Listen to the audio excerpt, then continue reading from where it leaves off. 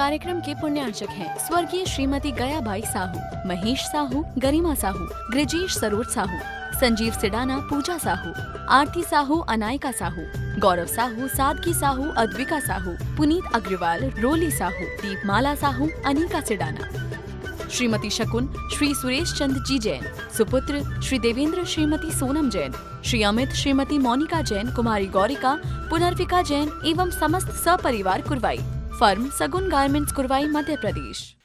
मानव जीवन के विकास के सूत्रों में हम सभी पिछले विगत दिनों से एक एक बातों पर विचार कर रहे हैं कि मानव जीवन पा लिया, इस मानव जीवन का कल्याण कैसे हो। हर व्यक्ति लाभ चाहता है, नुकसान नहीं। हर व्यक्ति हर बात में फायदा चाहता है, हानि नहीं। फायदे की बात करते हैं, काम नुकसान का करते हैं। तो हमारे जीवन में लाभ होगा ही तो कैसे होगा। हमारे आचार्य भगवंतों ने जो हमको सूत्र दिए हैं, उन सूत्रों को यदि हम प्रतिपादन करते हैं, पालन करते हैं, तो निश्चित हमारी आत्मा में देर सवेर लाभ होगा ही होगा। पर हम सबके साथ एक बड़ी विडंबना है। विडंबना एक यूं कहना चाहिए कि जो हमें बताया गया है उस पर हम कम काम करते हैं और जो बताया नहीं गया उस पर अधिक काम करने की कोशिश करते हैं। आचार्य कुंद देव अध्यात्म के रसिक कहे गए हैं, अध्यात्म के श्रोमणी कहा गया है उनके लिए, आचार्य कुंद देव के लिए। आचार्य कुंद देव कहते हैं, कल एक गाथा को कहा था, उसी गाथा से अपनी बात को आगे बढ़ाता हूँ। सुध परिचिदाणु भूदा सबस विकाम भोग बंद कहा, ये तत्सुबलंबो नवरी सुलहो बिहत से। आचार्य कुंद देव कह रहे हैं, आज तक के अतीत में जो तुम्हारे अनुभव रहे हैं, वो अनुभव काम भोग बंध के द्वारा ही रहा गया है। काम भोग बंध की कथाएं तुमने जन्म जन्मांतरों में सुनी हैं, सुनने में आई हैं, परिचय में भी आई हैं और अनुभव में भी आई हुई हैं। यदि आज तक का ये तुम्हारा अनुभव रहा है, वो अज्ञान दशा का अनुभव रहा है। लेकिन हम अपरिचित रहे हैं, तो उस आत्म तत्व के स्वरूप से आप परिचित रहे हैं। काश हमारे लिए आत्मा के स्वरूप का बोध हो गया होता, तो आज हम सब यहाँ पर नहीं होते, कहीं और होते। वहां होते जहां तीर्थंकर भगवंतों का साक्षात शासन चल रहा है। लेकिन कोई बात नहीं, जब जागो तब सवेरे वाली बात कही जाती है। जागने वाला व्यक्ति जाग जाता है और सोने वाला व्यक्ति बनकर के सोता रहता है। हमें जागना ही नहीं है, जाग कर के खड़े होकर के चलने का प्रयास करना है। जिस जगह जागो उस जगह से एक कदम आगे बढ़ो और अपने जीवन का सूत्रपात करो। श्रावक के 60 कर्तव्यों में कहा जा रहा है, देव पूजा, गुरु उपास्ति, स्वाध्याय, संयम, तपः, दानम चेति ग्रस्ताणाम 60 कर्माणि दिने दिने ये 6 आवश्यक कहे जा रहे हैं। तो आचार्य कहते हैं, सुध परिचिदाणु भूदा सबस्त विकाम भोग बंद कहा, ये तत्सुबलम्बो नवरी सुलहो बिहत से। संत कहते हैं, कुछ अपरिचित रहा है तो तुम्हारे भीतर का आत्म तत्व रहा है। आज तक यदि तुमने कुछ अनुभव नहीं किया है, उसका अनुभव करो। जो तुम्हारे अनुभव में नहीं आया है उसका परिचय करो। परिचय करना ही चाहते हैं तो उसका परिचय करो। जो आज तक तुम्हारे जीवन में आप परिचित रहा है, उसको सुनो। जो तुम सुनना चाहते हो, जो अभी अनसुना रहा है, उसको सुनो, जिसको सुनने के बाद किसी और की सुनने की जरूरत ना रहे।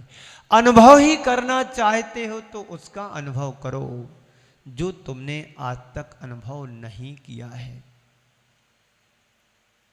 संत कहते हैं आत्मा के कल्याण का यही मार्ग है, यही चीजें हैं हमारे जीवन में जिससे हमारी आत्मा का कल्याण हो सके। नर से नारायण यदि हम बनना चाहते हैं तो संयम रूपी कवच को धारण करना चाहिए। एक योद्धा जब रणांगण में जाता है तो उसके पास एक ढाल भी होती है, तलवार भी होती है। तलवार से वार करता है और ढाल से अपनी सुरक्षा करता है। संत कहते हैं संयम भी तुम्हारे जीवन की ढाल की तरह है, जो तुम्हें अनंत संसार में भटकते हुए मानव प्राणियों को बचाने का, भटकन से बचाने का ढाल की तरह काम करता है। संयम के बिना आज तक किसी का कल्याण हुआ नहीं है और होगा भी नहीं। पर बड़ा कठिन समझ में आता है काम तुम्हें समझ में बड़ा जरूर आ रहा है कठिन, पर है बहुत सरल। कोई भी व्यक्ति मां के पेट से सीख करके नहीं आता है, सब उसको यहीं सीखना पड़ता है। एक छोटा सा बच्चा होता है, उसको आप बार बार सिखाते हैं, समझाते हैं, ऐसा बोलो, ऐसा बोलो, ऐसा चलो, ऐसा बैठो, ऐसा उठो। एक छोटा सा बच्चा सीख जाता है। आपके अनुभव होंगे घर के नाती पोतों के, छोटे छोटे बच्चे रहते हैं, खेलते रहते हैं, कुड़रते रहते हैं, दौड़ लगाते रहते, गिरते हैं, उठते हैं, गिरते हैं, उठते हैं, और जीवन समझ जाता है। संत कहते हैं ऐसे ही जब से हमने समझ को समझा है, अपने जीवन को संभाला है, तो बस उठना गिरने की जगह अब संभल करके दौड़ लगाने की जरूरत है। अपने जीवन को यदि हम आगे बढ़ाना चाहते हैं तो संयम रूपी ब्रेक हमारे लिए परम आवश्यक है। एक बार ऐसा हुआ, गुरुजी ने क्लास में बच्चों के लिए सबक दिया कि घोड़े पर लेख लिख करके लाओ। क्लास में गुरुजी ने सबक दिया बच्चों के लिए कि कल घोड़े पर लेख लिख करके लाना। हर बच्चा घोड़े पर लेख लिख करके लाया, पर गुरुजी ने सभी लेख को जांचा, परखा, समझा, पर एक लेख को देख करके उसमें बड़ी विचित्रता दिखाई दी।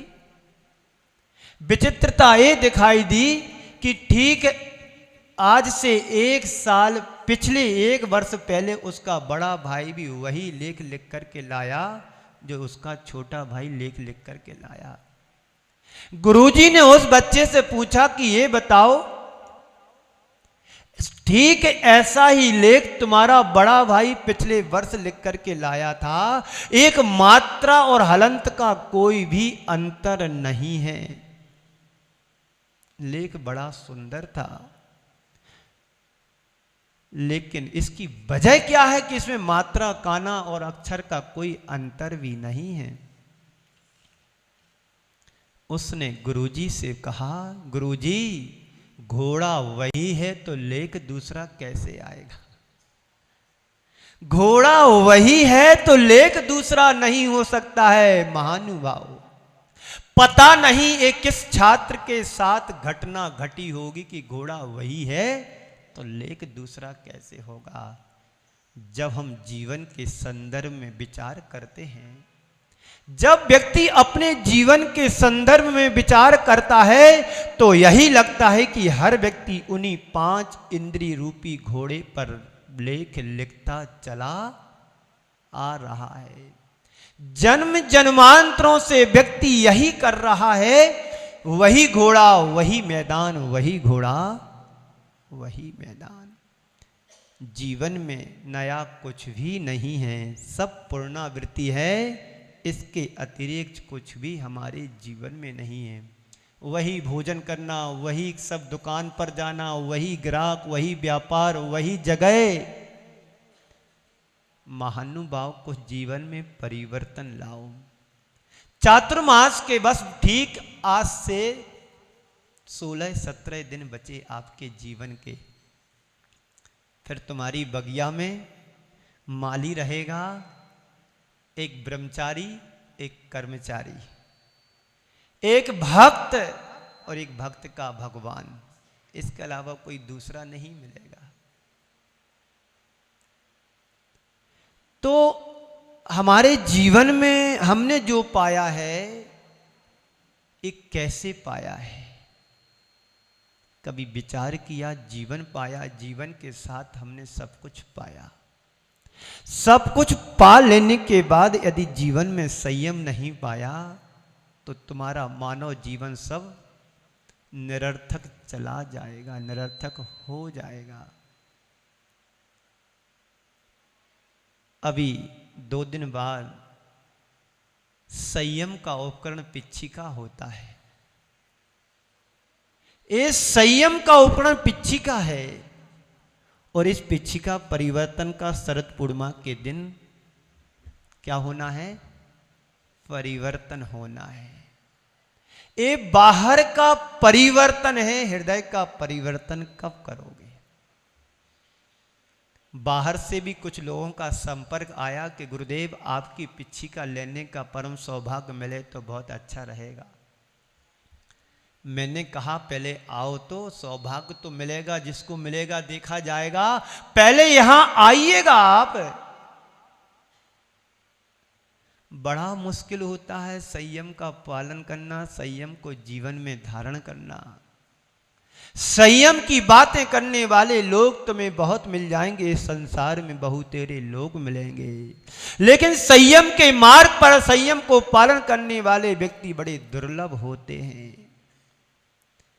जो असंयम के चक्कर में फंसे हैं उनसे जरा पूछो कि सुख कितना मिलता है, और जो संयम के मार्ग पर चलने वाले प्राणी उनसे पूछो कि संयम के मार्ग पर चलने से सुख कितना मिलता है। तो समझ में आएगा कि मार्ग कौन सा अच्छा है। तो घोड़ा वही है तो लेख दूसरा कहां से आएगा? बस संसार में हर प्राणी यही पुनरावृत्ति करता चला आ रहा है। 4 गति 84 लाख योनियों में यह जीव निरंतर भटक रहा है। और इस भटकन से यदि तुम चाहते हो तो संयम का पालन करो, संयम के साथ सम्यक दर्शन भी हो। सम्यक दर्शन के साथ तुम्हारा संयम होगा तो तुम मुक्ति के अधिकारी भले इस भव में ना बनो, लेकिन अनंत संसार के दुखों से बचने का मार्ग तुम्हें जरूर मिलेगा।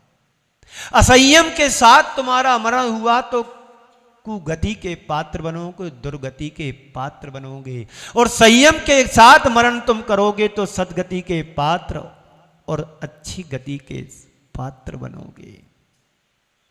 तो आने वाले दिनों में शरद पूर्णिमा की मंगल बेला में मैंने सोचा, जिस पावन भूमिका में गुरुदेव ने एक साथ 1 नहीं 2 नहीं 3 नहीं 5 नहीं 10 दीक्षाओं को संपादित किया था,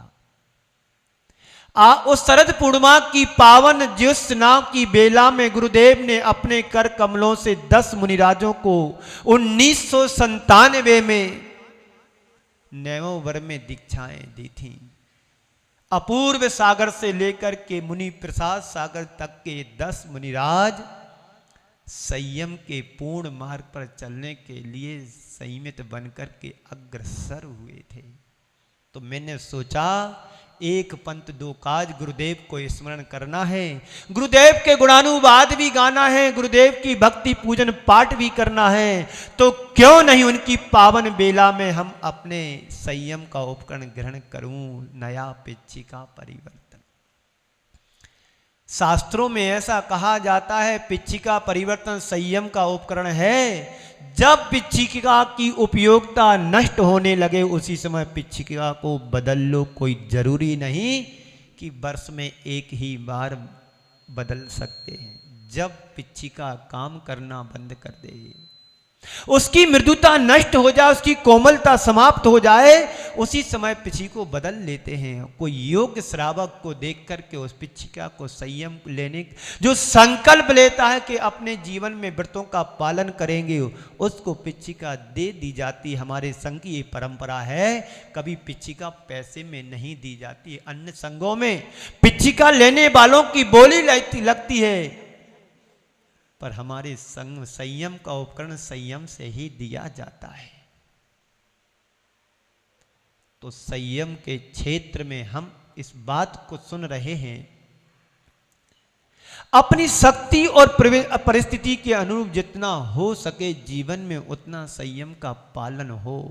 संत कहते हैं दो तरह की प्रवृत्ति होती है, एक प्रवृत्ति वो होती जो संसार को बढ़ाने वाली होती है, और एक प्रवृत्ति वो होती जो संसार को समेटती है। संसार की प्रवृत्ति संसार को बढ़ाने वाली बहिर्मुखी होती है, और संसार को समेट करके जो प्रवृत्ति होती वो अंतर्मुखी प्रवृत्ति होती है। एक प्रवृत्ति संसार के बंधन में डालती है, और दूसरी प्रवृत्ति जो अंतर्मुखी प्रवृत्ति होती है संसार के बंधन को काट डालती है। तय करो हमारे जीवन में प्रवृत्ति है तो कौन सी है। बहिर्मुखी प्रवृत्ति के साथ यदि हमारा जीवन चल रहा है तो तुम संसार में कर्मों का बंधन कर रहे हो, और यदि हमारी अंतर्मुखी प्रवृत्ति है तो संसार को समेट करके संसार के बंधनों को काटने का कार्य तुम कर रहे हो। क्योंकि प्रत्येक व्यक्ति 24 घंटे कर्म का बंध ही करता है, कर्म का बंधन ही चल रहा है। इस बंधन से बचने का पुरुषार्थ करो, अपने जीवन में संयम का पालन करो, और संयम यदि हमारे जीवन में आता है तो कर्मों के बंधन भी ढीले ढीले हो जाएंगे। इस कार्यक्रम के पुण्यार्जक थे स्वर्गीय श्रीमती गयाबाई साहू, महेश साहू, गरिमा साहू, गृजेश सरोज साहू, संजीव सिडाना, पूजा साहू, आरती साहू, अनायका साहू, गौरव साहू, सादगी साहू, अद्विका साहू, पुनीत अग्रवाल, रोली साहू, दीपमाला साहू, अनिका सिडाना। श्रीमती शकुन श्री सुरेश चंद जी जैन, सुपुत्र श्री देवेंद्र श्रीमती सोनम जैन, श्री अमित श्रीमती मोनिका जैन, कुमारी गौरिका, पुनर्विका जैन एवं समस्त सपरिवार कुरवाई। फर्म सगुन गारमेंट्स कुरवाई, मध्य प्रदेश।